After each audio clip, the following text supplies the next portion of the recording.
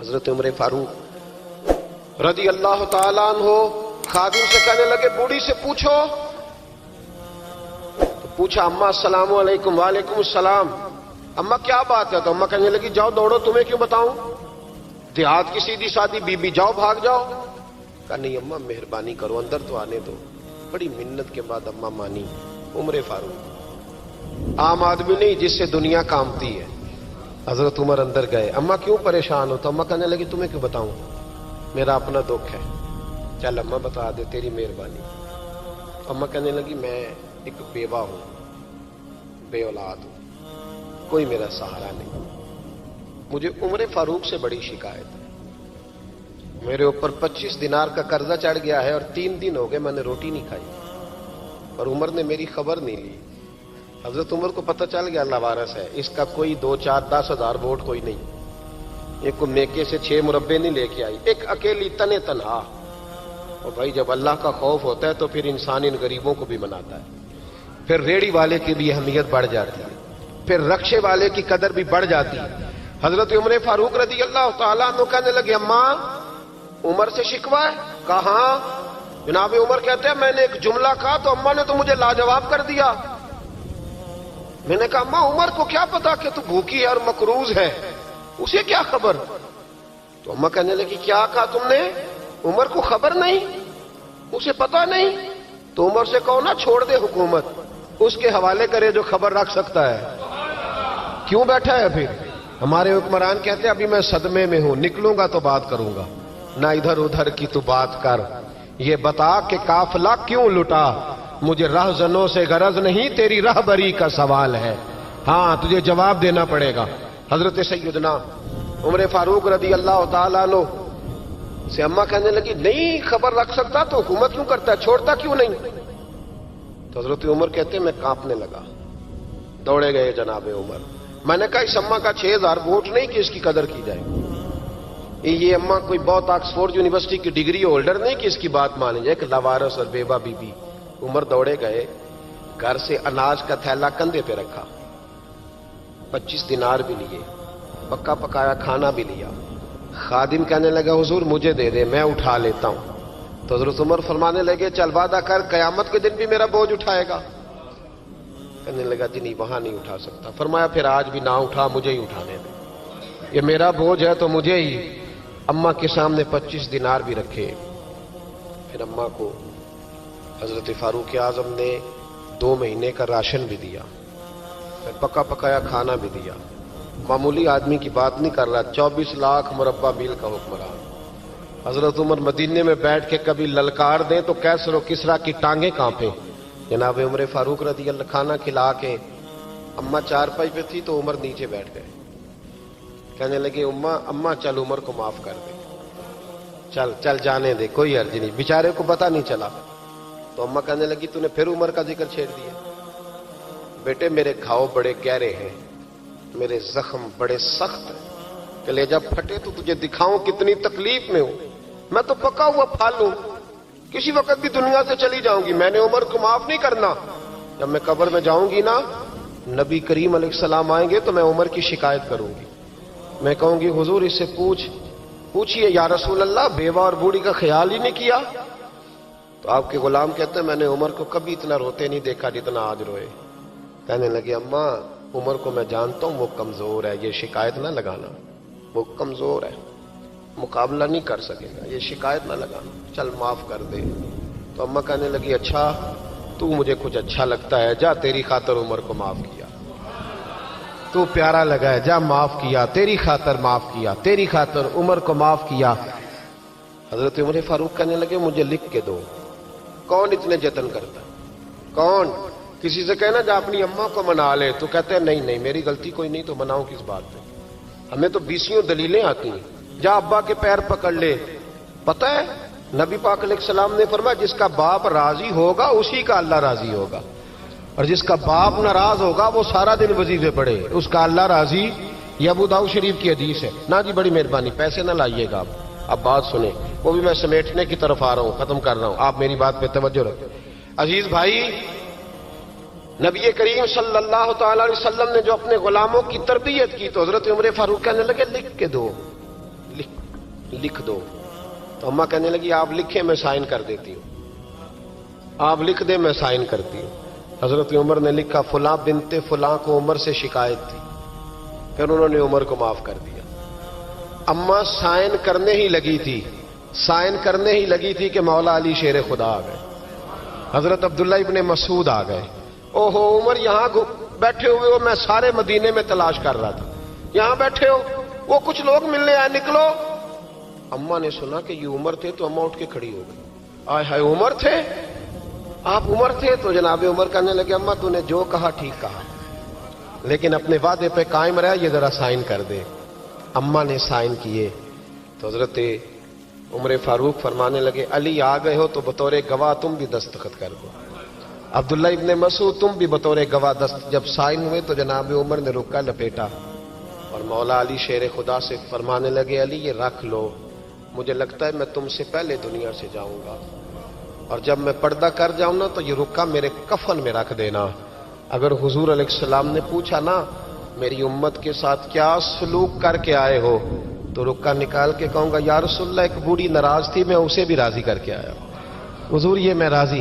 भाई जब तक हम अल्लाह से नहीं डरते मुआशरा इस्लाह पजीर नहीं हो सकता। हजरत उमर फारूक रजी अल्लाह तआला अन्हु ना बाहर वालों का भी बड़ा सख्त हिसाब करते थे। बड़ा एक गवर्नर साहब ने लिबास बड़ा शानदार पहनना शुरू कर दिया था, तो हजरत उमर ने उतरवा के ना तो उन्हें टाट का लिबास पहना के तो ऊंट चराने की ड्यूटी दे दी थी। इतना सख्त एहतसाब करते।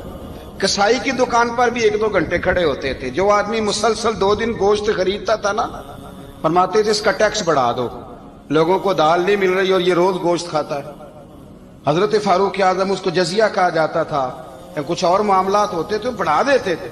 मुसलसल जो 2 दिन आदमी गोश्त खाता था, फरमाते थे मदीने में गुर्बत है, अगर ये वाला निजाम तुम करोगे तो गरीब लोग किसकी तरफ देखेंगे। लेकिन उससे ज्यादा बढ़कर जो उनकी जिंदगी का म्यार और स्टेटस था वो ये था कि अपने घर का खास ख्याल रखते, खास तवज्जो करते। मुल्क शाम से और ईरान से कुछ लोग आपकी खिदमत में आए तो वहां से कुछ कनीजें भी आईं। उनके बादशाह पैगाम लेके शाह ईरान की कनीज को मलका ने कहा कि ना हजरत उमर की जौजा को देख के आना जरा किस तरह की है। हमारे मुल्क में क्या कहते हैं खातूने अव्वल जी, खातूने बाकी सारे दोनों में खातूने अव्वल, जरा खातूने अव्वल को देख के आना। तो वो जब आई ना घर में मिलने तो कहा कि मुझे मेरी मलका ने कहा था कि उमर की जौजा से अहलिया से मुलाकात करके आना। तो हजरत उमर की अहलिया ने ना एक जोड़ा कपड़ों का दे दिया मलका के लिए और एक खुशबू की शीशी दे दी।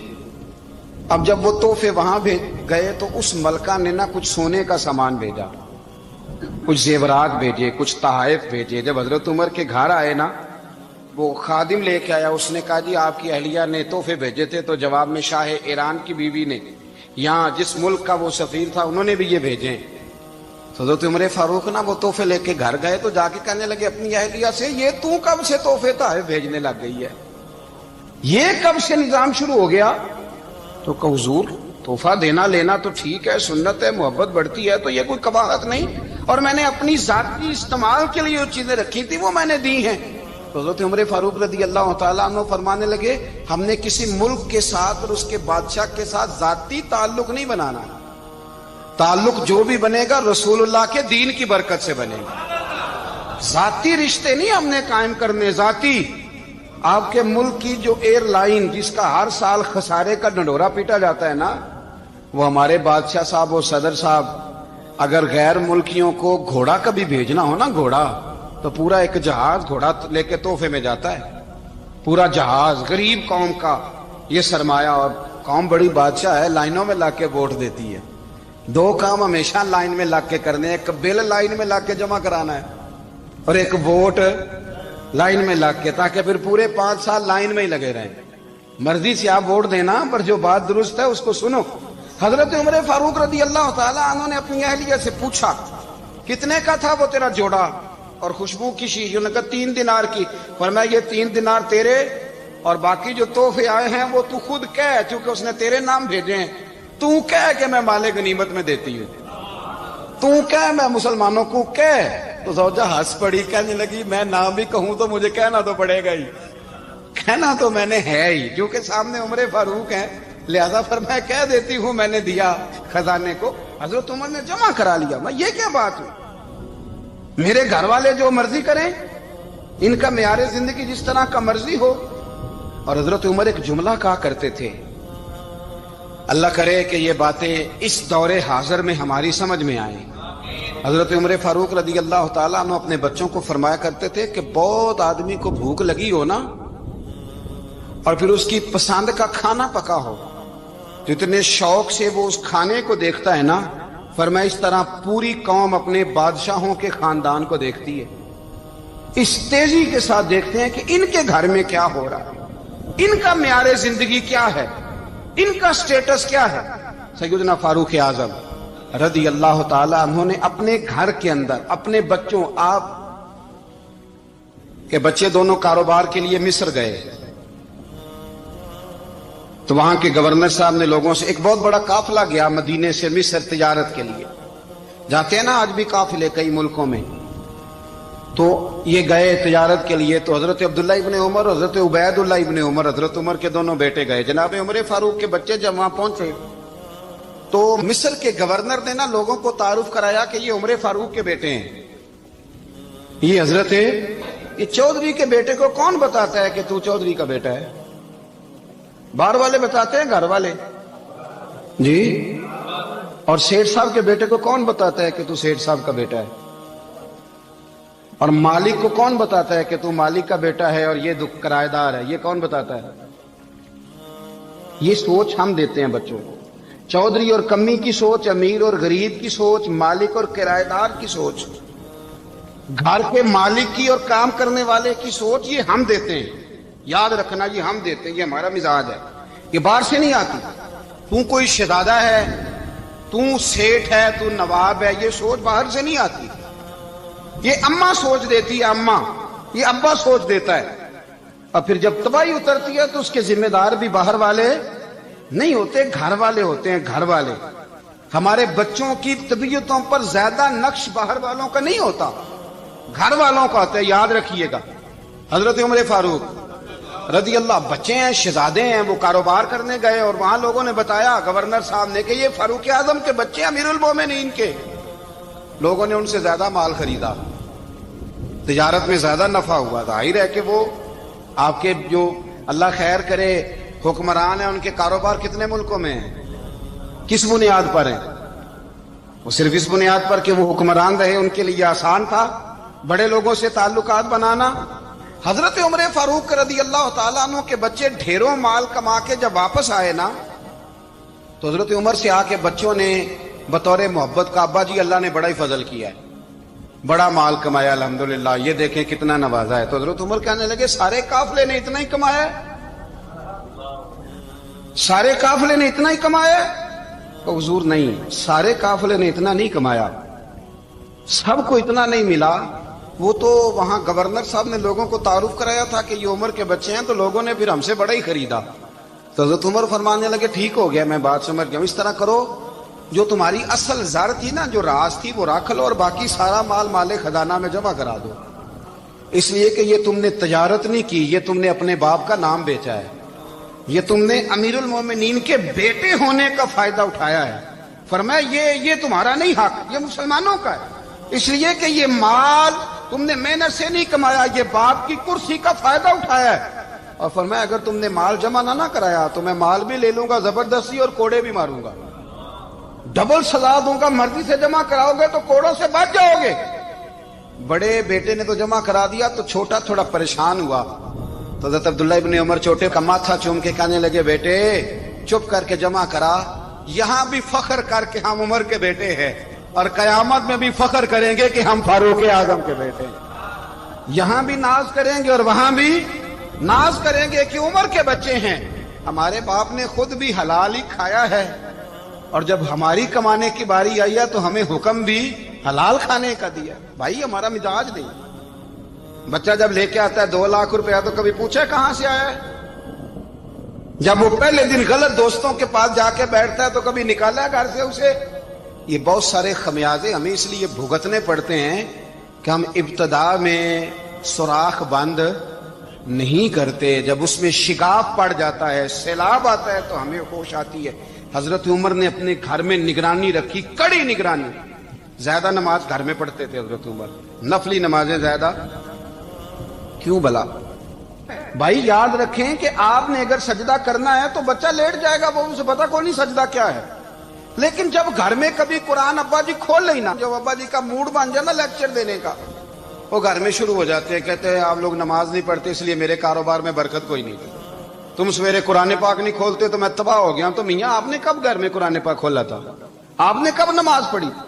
آپ نے کب گھر کے اندر اللہ رسول کا ذکر کیا تھا؟ آپ نے کب حدیث چھیڑی؟ آپ نے بھی تو گھر کے اندر جب بھی آپ آئے ہیں تو آپ نے وہی کچھ کیا جو دنیا دار کرتے ہیں۔ آپ بھی تو اپنا موبائل لے کے الگ کونے میں بیٹھ گئے، آپ نے بھی تو کہا ہے کہ اب تمہارے چینل ختم، اب میری مرضی والا چلے گا۔ تو جو آپ نے کیا ہے بچے بھی وہی کام کریں گے۔ آپ نے بھی گپ شپ لگائی ہے تو وہ بھی لگا رہے ہیں۔ یہ سمجھ لیں جو کام آپ کریں گے آپ اپنے بچوں کی سیرت میں اس کا جلوہ دیکھ لیں گے۔ بڑی پکی سی بات ہے کہ آپ کو بچے کی عادتیں دیکھ کے سمجھ آ جائے گی کہ میں بھی یہی کرتا تھا اور یہ بھی۔ حضرت عمر فاروق رضی اللہ تعالیٰ عنہ وصال فرما گئے تو آپ کے وصال کے بعد حضرت عثمان غنی رضی اللہ تعالیٰ عنہ نے آپ کی ایک بیوہ سے نکاح کیا، حضرت عمر کی ایک بیوہ سے۔ جب وہ آپ کے نکاح میں آئی تو کہنے لگی حضرت عثمان غنی سے کہ حضور نہ تو میں خوبصورت ہوں اور نہ میں جوان ہوں، نہ آپ کی کوئی خدمت کر سکتی ہوں، میرے ساتھ نکاح کرنا سمجھ میں نہیں آیا۔ کیا شاندار جواب دیا حضرت عثمان غنی نے، کیا خوبصورت جواب دیا۔ فرمانے لگے میں نے اس لیے نکاح نہیں کیا کہ مجھے تمہارے حسن سے دلچسپی تھی یا تمہاری خدمت کی ضرورت تھی، میں نے تو اس لیے نکاح کیا ہے کہ مجھے بتاؤ عمر فاروق گھر کے اندر اپنے رب کی عبادت کس طرح کرتے تھے، وہ قرآن پاک کس طرح پڑھتے تھے، وہ رویا کیسے کرتے تھے، استغفار کا طریقہ کیا، کس وقت کس انداز میں وہ اپنے رب کو یاد کرتے تھے۔ اس لیے کہ عمر کئی دفعہ گھر سے آتا تھا تو میں اس کے چہرے پر نور دیکھا کرتا تھا، میں روشنی دیکھتا تھا، ایک معیار دیکھتا تھا۔ نکاح اس لیے کیا ہے کہ مجھے عمر کی جو گھر کے اندر کی عبادت ہے اس سے آگاہ کرو، تاکہ عثمان غنی بھی چاہتے ہیں اس طرح کے عمل کرو جس طرح کے عمر فاروق کر کے گئے ہیں۔ بھائی جب تک ہم اپنے گھر میں وہ توجہ نہیں دیں گے، وہ مزاج دیکھیں نا، ہمارے گھروں میں جب نقشہ پاس ہوتا ہے تو ٹی وی لان بھی اس میں ہوتا ہے، ڈرائنگ روم بھی ہوتا ہے، نماز کی جگہ بھی ہوتی ہے نقشے میں۔ صحابہ جب گھر بناتے تھے تو ایک مسجد بیت کا نقشہ پاس کرتے تھے، ذہن میں رکھتے تھے کہ یہ کونا نماز کے لیے، وہاں جوتے لے کے کوئی نہیں جائے گا، وہاں نماز پڑھی جاتی تھی، عورتیں وہاں اعتکاف کرتی تھی۔ ٹی وی لان تو آ گیا ہے اور گھر کے اندر ٹی وی رکھنے کے لیے تو ایک کمرہ الگ سے بنا دیا گیا ہے، اور اب جو نئے نقشے پاس ہو رہے ہیں اس کے اندر گھروں کے اندر جگہ بنائی گئی ہے جہاں کمپیوٹر رکھے جائیں اور بچوں کے لیے وائرنگ ہوگی نیچے تاکہ انہیں کوئی مشکل درپیش نہ ہو۔ یہ ساری چیز ہم نے نہانے کے لیے گھروں کے اندر اتنے بڑے واش روم بنائے ہیں کہ لگتا یہ ہے کہ سوائے نہانے کے اور کام ہی نہیں کوئی گھر میں ہوگا۔ ہر چیز آ گئی، پر اللہ کرے کوئی تفسیر بھی ٹیبل پہ پڑی نظر آئے، کوئی حدیث کی کتاب بھی ٹیبل پہ پڑی نظر آئے۔ اللہ کرے کہ جس طرح ابا لطیفہ سن کے آتا ہے تو جب تک سنا نہ لے اسے ہضم نہیں ہوتا، اللہ کرے کہ وہ جمعے میں بیان سن کے جائے تو اس کا بھی دل کرے میں اپنے بچوں کو سناؤں۔ وہ نبی پاک کی کوئی حدیث کہیں سے سنے تو گھر جا کے سنائے۔ جب تک یہ معیار نہیں بنتا آپ کیسے توقع کرتے ہیں کہ گھر کے اندر اللہ کی رحمتیں نازل ہوں گی؟ آپ یہ کیسے توقع کرتے ہیں کہ گھر کے اندر وہ معیار اور وہ مزاج بنے گا؟ حضرت عمر فاروق نے ذاتی زندگی پر جو توجہ دی، گھر والوں کے معیار پر جو توجہ دی حضرت عمر فاروق رضی اللہ تعالیٰ عنہ نے، وہ بھی بڑی دیدنی ہے۔ حضرت ابو موسیٰ اشعری کو نا آپ نے وزیر خزانہ بنایا، وزیر خزانہ۔ تو حضرت ابو موسیٰ اشعری کہتے ہیں کہ حضرت عمر کو شے خزانے میں رہنے تو دیتے نہیں تھے۔ تو ایک دن میں صفائی کر رہا تھا اس کمرے کی جس میں خزانہ رہتا تھا۔ ہمارے تو ملک میں جو جاتا ہے وہ صفائی کر کے ہی جاتا ہے، اللہ خیر کرے۔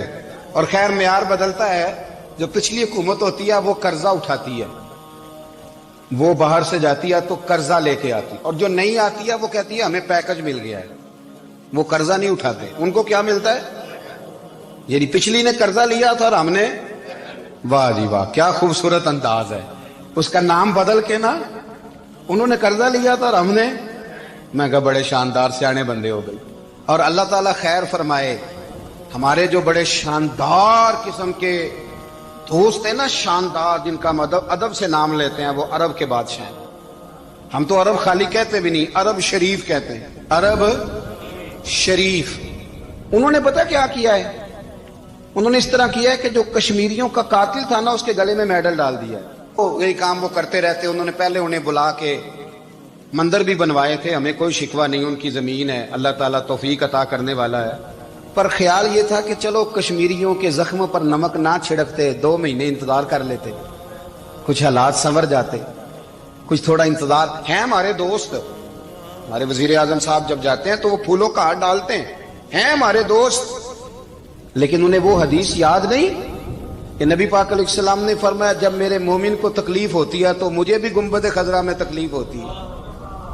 انہیں نہ کشمیریوں کا خون یاد نہیں آیا، انہیں برہان وانی کی کٹی ہوئی لاش یاد نہیں آئی، انہیں 30,000 بیوہ عورتیں 30,000 بیوہ عورتیں یاد نہیں آئی، 30,000 بیوہ عورتیں جن کے سواگ اجڑ گئے، اور انہیں 1.25 لاکھ یتیم بچہ یاد نہیں آیا جو یتیمی کی زندگی گزار رہا ہے، اور اس کے باوجود بہت بڑے ذمہ دار ہے وہ۔ مجھے پڑھ لینے دو آج احمد فراز کا شعر۔ وہ ہمارے مکتب کوئی ایسا نہیں کہ وہ مولوی تھا، وہ غیر جانبدار تھا، پر مجھے آج پڑھ لینے دو اس کا شعر، ایک کلیجے کا درد ہے، پڑھ لینے دو۔ اس نے کہا تھا کہ پڑھتا ہوں تو کہتی ہے یہ خالق کی کتاب ہے، مثل یہودی یہ سعودی بھی عذاب، اس قوم کے بارے میں کیا لکھوں فراز، کعبے کی کمائی سے جو پیتے ہیں شراب، کعبے کی کمائی سے جو پیتے ہیں شراب، اس قوم کے بارے میں کیا لکھوں فراز، کہ کعبے کی کمائی سے جو پیتے ہیں شراب۔ میں خیال نہیں آیا تمہارا صرف دین یہ ہے کہ قبریں گرا دو، مزارات گرا دو، فقط یہ دین ہے؟ کوئی نبی پاک کے روزے کی طرف منہ کرے تو اسے مشرک کہو، یہ دین ہے؟ اس کا نام مذہب رکھا ہے تم نے؟ مذہب تو اس کا نام ہے کہ جو رسول اللہ کا نام لینے والا ہے وہ ہمارا یار ہے، اور جو نبی پاک کا نام لینے والا نہیں، ہمارا اس سے کوئی تعلق، یہ دین ہے۔ حضرت عمر فاروق کی سیرت سنا رہا ہوں، حضرت عمر کی۔ حضرت ابو موسیٰ اشعری نے ایک عیسائی کو منشی رکھا تھا، اکاؤنٹ آفیسر حضرت ابو موسیٰ اشعری نے۔ تو حضرت عمر فاروق بول پڑے، کہنے لگے تمہیں مسلمان کوئی نہیں ملا تھا؟ کلمہ گو نہیں تمہیں نظر آئے؟ کشمیریوں کی لاشیں نظر نہیں آتی؟ ان کا خون بہ رہا ہے، تباہی اتر رہی ہے، اور تم قاتل کو گولڈ میڈل پہنا رہے ہو۔ اور یاد رکھنا، جب مسلمانوں کی بچیاں روندی جاتی ہوں نا تو پھر اسلام امن کا درس نہیں دیتا، پھر اسلام جہاد کی بات کرتا ہے، پھر اسلام جہاد کی بات کرتا ہے، جہاد کی۔ وہ قومیں غیرت مند نہیں ہوتی کہ جن کے گھروں میں آگ لگی ہو اور وہ غیروں کو ہار پہناتی پھرے۔ اللہ کا کچھ خوف کرو، زندگی مختصر ہے، دبئی میں کتنے رہے اور کتنے چلے گئے۔ خدا را کچھ، خدا تم سے اچھے تو وہ نیو یارک کے رائٹر ہیں جو کم از کم اپنے کالموں میں کشمیر کی بات کرتے ہیں، تم سے اچھا برطانیہ کا وہ شخص ہے جو کم از کم BBC لندن پہ رپورٹ جاری کرتا ہے تو کہتا ہے کشمیر پہ ظلم ہو رہا ہے۔ تم سے تو وہ اچھے رہ گئے، تم نے بات کرنا تو دور کی بات، تم نے دشمنوں کے گلے میں ہار پہنانے شروع کر دیے۔ کل جب پوچھیں گے بلا کے تم کو اپنے سامنے، کیا جواب جرم دو گے تم خدا کے سامنے؟ بڑی تکلیف ہوئی، بڑی تکلیف ہوئی۔ وہ نا منصور حلاج کو پھانسی دی جا رہی تھی، تو حضرت جنید بغدادی بھی آ کے دیکھنے لگے، تو منصور حلاج کہنے لگے بابا سارا زمانہ دیکھے پر تو نہ دیکھ، سارا زمانہ تماشا دیکھے انہیں تو پتا کوئی نہیں نا، تو نہ دیکھ۔ عرب شریف والو، ٹرمپ اسے انعام دیتا تو تکلیف کوئی نہیں تھی، ملکہ وکٹوریا اسے انعام دیتی تو تکلیف کوئی نہیں تھی، پر تم تو نہ ایسا کرتے، تم تو اپنے تھے، تم تو کلمہ گو تھے، تم تو یہ ظلم نہ کرتے، تم تو یہ حرکت نہ کرتے۔ میں کہتا ہوں ٹھہر ہی جاتے، جانا نہیں دنیا سے، اللہ کے حضور حاضر نہیں ہونا۔ جب رسول اللہ قبر میں آئیں گے تو کیا جواب دو گے؟ خدا را، حضور نے فرمایا تھا گناہ روک نہیں سکتے تو دل میں ہی برا جان لو، ذالک اضعف الایمان، یہ کمزور ایمان ہے، کم از کم اتنی حد تک تو آ جاؤ، دشمن سے گلے تو نہ ملو۔ خدا را سمجھے، ہمارا پہلا تعارف یہ ہے کہ ہم رسول اللہ کے غلام ہیں۔ اقبال نے کہا تھا وطن کا بت نہ بنانا، وطن کو بت نہ بنانا۔ اقبال کہنے لگے ان تازہ خداؤں میں بڑا سب سے وطن ہے، جو پیرہن اس کا ہے وہ مذہب کا کفن ہے، اس لیے کہ بازو تیرا توحید کی قوت سے قوی ہے۔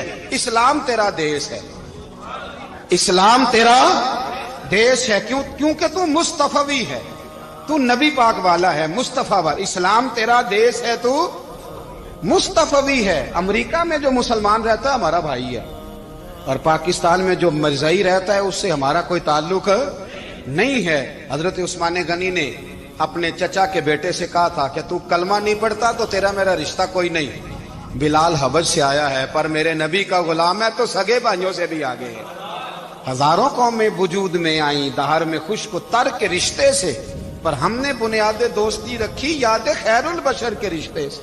اپنی ملت پر قیاس اقوام مغرب سے نہ کر، خاص ہے ترکیب میں قوم رسول ہاشم۔ کچھ خیال کرے، پہلا تعارف دین ہے، اگر دین نہیں تو پھر کسی وطن کی کوئی ضرورت۔ اس لیے کہ پاکستان کا تصور اقبال نے پیش کیا نا، تو اقبال کہنے لگے ان تازہ خداؤں میں بڑا سب سے وطن ہے جس کو تم بت بنا کے پوجتے ہو۔ ہمارا وطن تو ہمیں جان سے زیادہ پیارا ہے، پر پہلے پاکستان نہیں، پہلے اسلام، پہلے اسلام تیرا دیس ہے، تو مصطفی ہے۔ تو آمدام برسر مطلب حضرت عمر فاروق رضی اللہ تعالی عنہ۔ حضرت سیدنا ابو موسیٰ اشعری کہتے ہیں کہ میں نے نا صفائی کی، مال غنیمت کی میں نے صفائی کی، تو ایک دینار مجھے نا کہیں پڑا ہوا مل گیا، تو فرماتے ہمیں اجازت ہوتی تھی کہ ایک آدھ دینار ہم اپنی مرضی سے کہیں خرچ کر۔ تو حضرت عمر کے بیٹا گزر رہا تھا، تو حضرت ابو موسیٰ اشعری کہتے ہیں میں نے صفائی کی تو ایک دینار نکلا، تو میں نے وہ ایک دینار نا حضرت عمر کے بیٹے کو دے دیا۔ میں نے کہا لو بیٹا اپنے چچا کی طرف سے تحفہ۔ تو گھر جا کے انہوں نے حضرت عمر کو بتایا کہ چچا نے پیسے دیے ہیں، چھوٹے بچے تھے۔ حضرت عمر نے حضرت ابو موسیٰ اشعری کو بلا لیا اور بلا کے فرمانے لگے میں تو تمہیں اپنا دوست جانتا تھا اور تو نے میری اولاد کو ہی دنیا دار بنانا شروع کر دیا، میرے بچوں کو ہی تم نے دنیا دار پیسوں پہ لگانا شروع کر دیا، میں تو تمہیں یار سمجھتا تھا۔ فرمایا تمہیں چاہیے تھا میرے بیٹے کو نصیحت کرتے کہ بیٹا پیسوں سے رب راضی نہیں ہوتا، اس کی رضا والے کام کیے جائیں تو رب راضی ہوتا ہے۔ اور فرمایا تمہیں کوئی اور گھر نہیں ملا تھا تباہ کرنے کے لیے، میرا ہی گھر ملا تھا، اٹھاؤ اپنا دینار اور خبردار آج کے بعد میرے بچوں کے ساتھ یہ والی نیکی نہ کرنا۔ اور ہمارا کیا سٹیٹس ہے، دوستی ہے یہ اس سے جو تحفے زیادہ دے، جو بچوں کو خراب کرنے میں مدد زیادہ کرے اس کے ساتھ گرانا۔ حضرت عمر نے گھر پہ اور سب سے بڑھ کر اپنی ذات پہ توجہ کی۔ حضرت ابو مالک رضی اللہ تعالیٰ عنہ کہتے ہیں میں عمر کے پیچھے پیچھے ایک باغ میں گیا، اکثر اس باغ میں جایا کرتے تھے، اور عمر جا کے نا تو درخت کے نیچے بیٹھ گئے اور فرمانے لگے او امیر المومنین اللہ سے ڈر جا، ورنہ جس رب نے حکومت دی ہے وہ عذاب بھی بڑا دے گا، ڈر جا رب سے۔ کبھی ساری زندگی حضرت عمر نے اپنا کوئی تعارف نہیں کرایا، کبھی نہیں۔ ایک بندے نے آپ کے سامنے تعریف کر دی آپ کی تو فرمانے لگے تو خود بھی ہلاک ہوا اور مجھے بھی ہلاک کر دیا، کیا ضرورت پڑی ہے میری تعریفیں کرنے کی، اتنی دیر میری تعریف میں لگائی، اللہ کا ذکر کرتا رب تجھے ثواب دیتا، حضور پہ درود پڑھتا تو رب تیرے اوپر رحمتیں نازل کرتا، کس چکر میں ہے؟ آج جتنا اچھی کوئی خوشامد کرے اتنی اچھی وزارت ملتی ہے، جتنی اچھی اس کو جو ہے وہ چاپلوسی کرنی آیا درجہ بھی اسے اتنا ہی اچھا ملتا ہے۔ حضرت عمر فاروق رضی اللہ تعالیٰ عنہ آپ کے بیٹے کہتے ہیں، صاحب فتوح الشام نے لکھا ہے، آپ کے صاحبزادے کہتے ہیں میں نکلا تو میرے ابا جی نا اپنی پشت پر مشکیزہ رکھ کے کنویں سے پانی بھر کے آ رہے، میں دوڑ کے آگے گیا، میں نے کہا ابا جی مجھے دے دے۔ فرمانے لگے بیٹا تیرا کیا خیال ہے، کوئی اور نہیں تھا مشکیزہ بھر کے لانے کے لیے، تیرا کیا خیال ہے؟ کہا ابا جی بڑے لوگ تھے پر آپ کیوں اٹھا رہے ہیں؟ فرمانے لگے نفس نا ذرا میرا بڑا ہو گیا تھا، اسے ذرا ذلیل کر رہا ہوں، ذرا اپنا محاسبہ کر رہا ہوں، یہ مجھے کہہ رہا تھا تو بڑی چیز ہے، تو میں نا ابھی مشکیزہ گھر رکھ کے آؤں گا، پھر تیری ماں نے مجھے کہا ہے کہ گھر میں لکڑیاں کوئی نہیں جلانے کے لیے، پھر میں جنگل سے لکڑیاں کاٹ کے لاؤں گا۔ اب میں امیر المومنین بن کے نا تو میرا نفس تھوڑا بڑا ہو گیا۔ اب یقین کریں ہمارا ہاضمہ خراب ہو جاتا ہے جب تک ہمارا تعارف صحیح نہ ہو، ہمارا تعارف ٹھیک نہ ہو، میں یہ ہوتا ہوں میں وہ ہوتا ہوں، چھوڑ مٹی دیں تے مٹی رہنا ہی، مٹی دیں تے مٹی دیں تے مٹی رہنا ہی، ایویں کادی بلے بلے اج مٹی دے اتے بندیا تے کل مٹی دے تھلے، مٹی دیں تے मिट्टी रहने कादी बल्ले, मुझे पूछ लो, मुझे जान लो, मेरा नाम ले लो, मैं भी आया हूं, मैं भी होता हूं, मेरा भी ये तज़किरा है। मैं बदकार पुराना खादम, किसे दर मिली न ढोई, ये ते वासफ यार ने नजर जो की थी ते वासफ वासफ ही हुई। ये तो बड़ी बात की बात है, तो बात की बात है साहब, वरना मन नानम के मन नानम, जो हम हैं उसका हमें पता तो है ना भाई। कभी भी ये जो जात का चक्कर है ना, मैं भी हूं, मुझे भी, ओ भाई याद रखो मैं कौन हूं। ये जो नाम नमूद और ये ख्वाहिशें और ये जो वकार, ये तो कमजोर लोगों का तरीका है। जिसको अपना तारुफ कराना पड़ गया, उससे भी ज्यादा कमजोर कोई है। फोटो में दिखाता फिरता है फलाने के साथ फोटो, फलाने, तो कमजोर बंदे ये काम करते। हजरत उमर फारूक, अल्लाह अकबर, हजरत उमर जैसा बंदा, 24 लाख मुरब्बा मील का हुक्मरान, और शाह रूम को खत लिख के कहता है मैं मिन्नत नहीं करता, मैं हुक्म देता हूं। ना तगड़ा बंदा। जंगे कादसिया के लिए हजरत साद बिन नबी वकास को भेजा, फतुह शाम पढ़ के देखें। हजरत उमर बड़े परेशान हैं, इतने दिन हो गए कोई रिपोर्ट ही नहीं आई। अब तो मोबाइल है ना, तो एक एक मिनट की रिपोर्ट लें आप, बल्कि आप एक मिनट की फोटो लें आप, रिपोर्ट तो दूर रह गई। हजरत उमर फारूक रज़ी अल्लाह ताला अन्हु बड़े परेशान है कि कादसिया में हजरत साद बिन नबी वकास के साथ लोग जिहाद करने गए, रिपोर्ट कोई नहीं आ रही। इतने परेशान थे कि बाहर निकल के ना उस रास्ते पे बैठ जाते जो रास्ता कादसिया की तरफ से आता था। उस जो भी आता जाता पूछते जंग के क्या हालात हैं। उधर जब अल्लाह ने फतह दे दी ना, तो हजरत साद बिन नबी वकास रज़ी अल्लाह ताला अन्हु ने ना एक कासिद को खत दे के भेजा, कहने लगे उमर के पास जाओ, उन्हें इत्तला दो कि अल्हम्दुलिल्लाह अल्लाह ने इस्लाम को फतह अता कर दी। ये हजरत उमर को जाके देना, वो बड़े परेशान होंगे। वो जो उस जमाने में इस तरह होता था कि कई दूर दूर से सहाबा जो दूसरे शहरों के मुल्कों के रहने वाले होते थे, वो भी आके शामिल हो जाते थे जिहाद में। कोई एक दफा मदीने आया, कोई 2 दफा आया, फिर अपने अपने इलाकों में। बहुत सारे लोगों ने ज्यादा दफा हजरत उमर को देखा भी नहीं था। वो जो कासद खत लेके आया था ना, उसने एक आध दफा देखा था, हजरत उमर बूढ़े हो गए, वो पहचानता नहीं था। मेरी बात की समझ आ रही है आप हजरात? उधर से वो खत लेके आ गया। हजरत उमर मदीने से बाहर निकल के उस रोड पे बैठे थे जो कादसिया से आता था। जब उस आदमी को आते देखा तो हजरत उमर उठ के खड़े हो गए, फरमाने लगे कादसिया से आ रहे हो? वो क्या कहता है, फटे पुराने कपड़े, टूटे हुए जूते, सर पे पुरानी पगड़ी, कहने लगे गुलाम मदीने के रहने वाले हो? हजरत उमर कहने लगे हाँ मदीने का हूं। कहा मैं कादसिया से आया हूं, अल्हम्दुलिल्लाह अल्लाह ने इस्लाम को फतह दे दी है, अल्हम्दुलिल्लाह कुफर की कमर टूट गई है। उसने ये बात करके तो घोड़े को एड़ी लगाई, घोड़ा दौड़ने लगा मदीने के। हजरत उमर भी साथ साथ दौड़ रहे हैं। फरमाने लगे अच्छा बताओ खालिद बिन वलीद का क्या हाल है? थोड़ा आगे जाके फरमाने लगे उसामा बिन जैद कैसे है? वो कहते ठीक है। फिर उसने और घोड़ा, उमर साथ साथ दौड़ रहे हैं, साथ साथ। 24 लाख मुरब्बा मील का हुक्मरान, एक जूता पैर से निकल गया, उमर दौड़ रहे हैं। आगे जाके पूछते हैं साद बिन नबी वकास का क्या हाल है? कहा हुजूर वो भी ठीक है। कितने लोग मेरे शहीद हो गए मुसलमानों में से? कहने लगा सही गिनती का नहीं पता, ये लफ्ज अदा होते होते मदीने की सरहद आ गई। लोगों ने उमर को घोड़े के साथ दौड़ते देखा तो कहा अमीरुल मोमिनीन क्यों दौड़ रहे हैं? वो गुलाम छलांग लगा के नीचे आया, कदमों में बैठ गया, कहने लगा हुजूर आपने बताया ही नहीं आप अमीरुल मोमिनीन है। आप फरमाने लगे क्या बताता, मैं तो ऊंट चराने वाले का पुत्र हूं, क्या बताता? वो उमर हूं जिसने अपने गुनाहों का हिसाब देना है, क्या बताता? जो साद बिन नबी वकास को जिहाद पे भेज के खुद बुजदिलों की तरह घर में बैठा है, क्या बताता? कोई हैसियत नहीं, कोई तार। तूने अच्छा किया, तू तो मुजाहिद था, मुझे साथ साथ दौड़ाया, तूने अच्छा किया। जितने लोग थे चीखे मार के रोने लगे। हजरत फारूक आजम से कहने लगे उमर जब तक तेरे जलवे रहेंगे अल्लाह कामयाबियां ही अता फरमाएगा, जब तक तेरा रंग रहेगा अल्लाह ताला नवाजता ही रहेगा। कुछ नहीं, कभी अपना आप जाहिर ही नहीं किया। बहुत बड़े थे, बहुत बड़े थे हजरत उमर, बड़े थे, लेकिन सारी जिंदगी अपने मुहाज। हजरत अबू राफे गुलाम थे, कुरान पाक बड़ा सोना पढ़ते थे। हजरत उमर जब भी उन्हें मिलते कहते अबू राफे तो उमर से अच्छा है, कुरान बड़ा शानदार पढ़ता है। तो वो कहते हुजूर अगर मैं कुरान सही पढ़ता हूं तो आपको कुरान की तशरीह ज्यादा सही आती है, आप भी तो मुझसे अफजल हैं। तो आप फरमाते नहीं फिर भी तो मुझसे अफजल है। क्यों? इसलिए कि तू अपने गुलाम अपने आका की नौकरी भी ठीक करता है और रब की इबादत भी ठीक करता है। اور مجھے خالص صرف عبادت کرنی ہوتی ہے وہ بھی ٹھیک نہیں کر پاتا. ساری زندگی اپنا محاسبہ، ساری زندگی اپنے گریبان میں دیکھا، ساری زندگی اپنے آپ کو پرکھا، اپنے آپ کو ٹٹولا. 62 سال عمر بیت گئی. حضرت حذیفہ بن یمان ایک صحابی تھے. میرے نبی کریم علیہ السلام ان سے راز کی باتیں کرتے تھے. ہر بندے کا ہاضمہ ٹھیک نہیں ہوتا، سب سے راز کی بات نہیں کرنی چاہیے.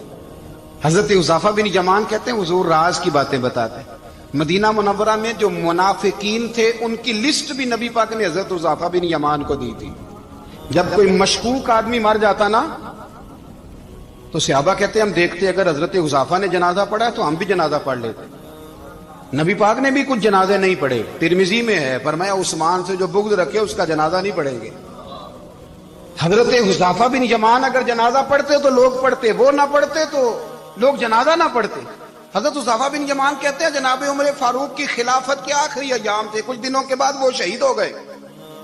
فرماتے آدھی رات کا وقت تھا، میں گھر میں سویا تھا بڑا بے فکر، اچانک میرے دروازے پہ دستک ہوئی، میں گھبرا کے اٹھا. اتنی رات کو کون آیا؟ اتنے قربان جاؤں. دروازے پہ گیا تو امیر المومنین فاروق اعظم دروازے پہ. میں نے کہا عمر کوئی حکم تھا تو مجھے بلا لیتے. کہنے لگے میں نا امیر بن کے نہیں آیا، تیرا ویر بن کے آیا ہوں. امیر المومنین کی حیثیت سے سرکاری کام سے بلاتا تو وہاں بلاتا، مجھے ایک ذاتی کام پڑ گیا.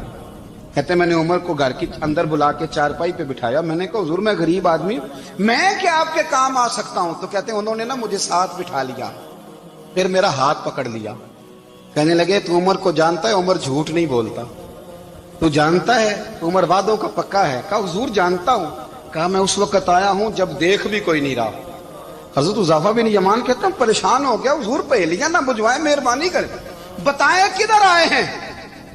حضرت عمر فاروق فرمانے لگے 62 سال کا ہو گیا ہوں، 63 میں چل رہا ہے، داڑھی سفید ہو گئی ہے، ال پک گیا، اٹھ فریدا ستیا، داڑھی آ گئی پور، اگا نیڑے آ گئی، پیچھا رہ گئی دور. اب قبر اشر کا معاملہ صاف نظر آنے لگا ہے.